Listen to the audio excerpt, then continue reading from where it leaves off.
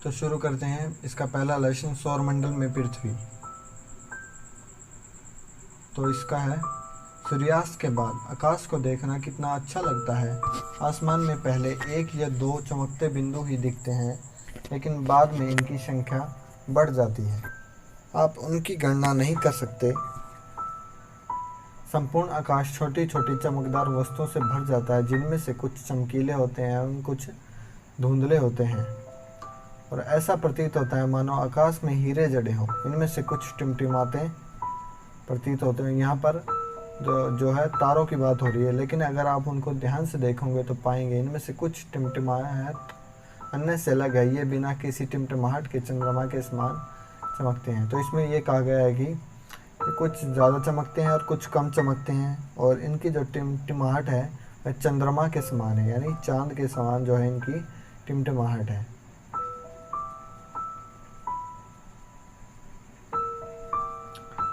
तो आगे चलते हैं हम। इन चमकीली वस्तुओं के साथ आप लगभग प्रतिदिन चंद्रमा को भी देखते हैं। यह अलग अलग समय पर अलग अलग आकार तथा अलग स्थितियों में दिखाई पड़ता है। जो चंद्रमा है अलग आकार अलग स्थिति में दिखाई पड़ता है हर रोज़। आप पूर्ण चंद्रमा को लगभग एक महीने में, यानी जो पूरा चंद्रमा है यह एक महीने में होता है, और पूर्ण चंद्रमा वाली रात को हम पूर्णिमा कहते हैं। 15 दिन के बाद आप इसे नहीं देख सकते। 15 दिन के बाद एक बार फिर यह इसमें से गायब हो जाता है। चंद्रमा की रात्रि को या अमावस्या होती है,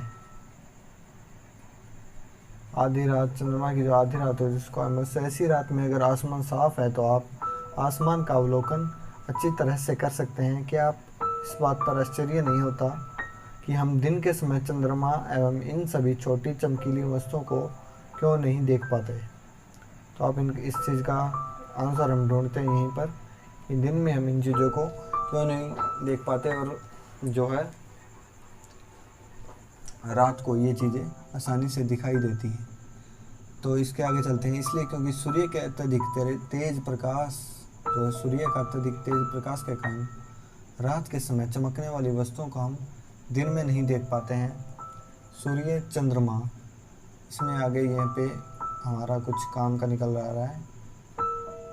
सूर्य एवं चंद्रमा जो है वे वस्तुएं हैं जो रात के समय आसमान में चमकती हैं, और ये क्या कहलाती हैं? ये कहलाती हैं खगोलीय पिंड।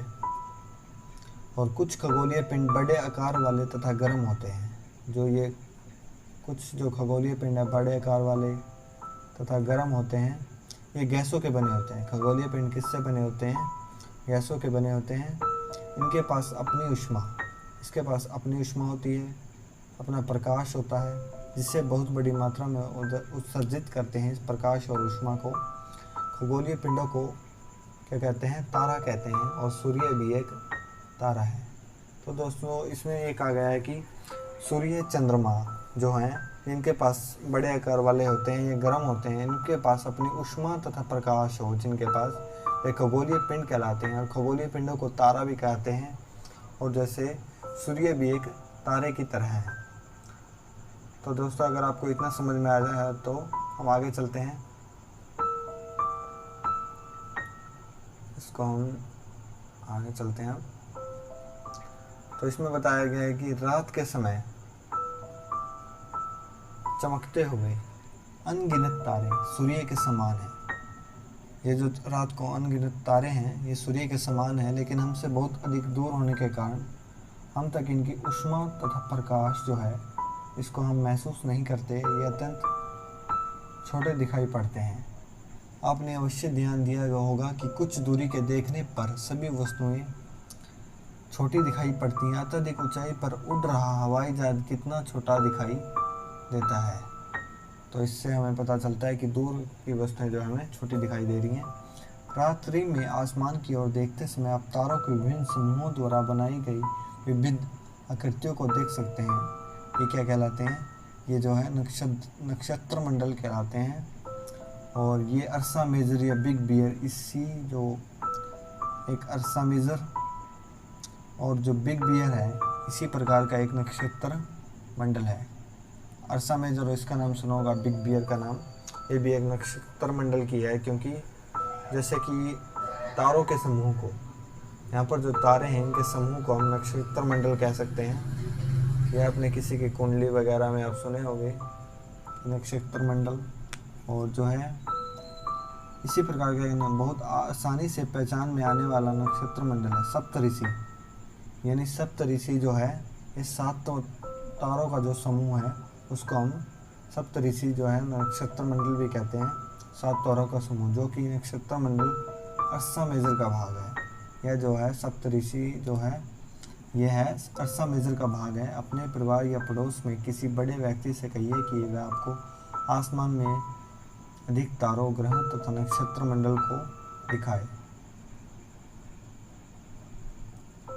तो इसके आगे चलते हैं हम।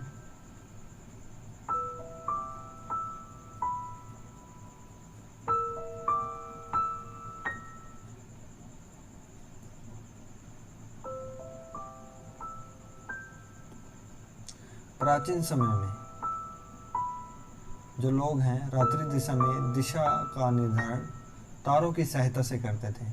लोग जो हैं तारों की सहायता से दिशा का निर्धारण करते थे। उत्तरी तारा तथा उत्तरी जो तारा है वो किसको, उत्तर दिशा को बताता था। इसे ध्रुव तारा भी कहा जाता है। ध्रुव तारा क्या करता है कि हमें उत्तर दिशा का ज्ञान कराता है। तो इसमें आप देखेंगे कि ध्रुव तारा कहाँ पर है। ये देखिए ध्रुव तारा जो है उत्तर दिशा में होता है हमेशा। ये रहा, ये उत्तर दिशा के सामने ये लड़की देख रही है उत्तर दिशा। इसके सामने वाली जो है ये रही इस साइड पूर्व, इस साइड पश्चिम दिशा हो गई। तो हम इसके आगे चलते हैं। अब यह आसमान में हमेशा एक ही स्थान पर रहता है। यह जो ध्रुव तारा है हमेशा एक ही स्थान पर रहता है। हम सप्तऋषि की सहायता से ध्रुव तारे की स्थिति को जान सकते हैं। सप्तऋषि मंडल के संकेतक तारों को आपस में मिलाते हुए एक काल्पनिक रेखा खींची जाए एवं उसे आगे की ओर बढ़ाया जाए तो ध्रुव तारे को ओर इंगित करती है। तो इसमें क्या है, कुछ जो संकेतक तारे होंगे 1 2 3 4 5 6 7, ये जैसे इनका जो है एक काल्पनिक रेखा खींचेंगे हम, उसी हिसाब से हम उत्तर की तरफ ध्रुव तारे की जो है दिशा को पता लगाएंगे। तो इसके आगे चलते हैं। कुछ खगोलीय पिंडों में अपना प्रकाश एवं ऊष्मा नहीं होती। कुछ जो खगोलीय पिंड होते हैं उसमें अपनी ऊष्मा और जो है प्रकाश नहीं होता। वे तारों के प्रकाश से प्रकाशित होते हैं। वे तारों के प्रकाश से प्रकाशित होते हैं। ऐसे पिंड क्या है, जो क्या कहलाते हैं, ग्रह। जैसे पृथ्वी एक ग्रह है।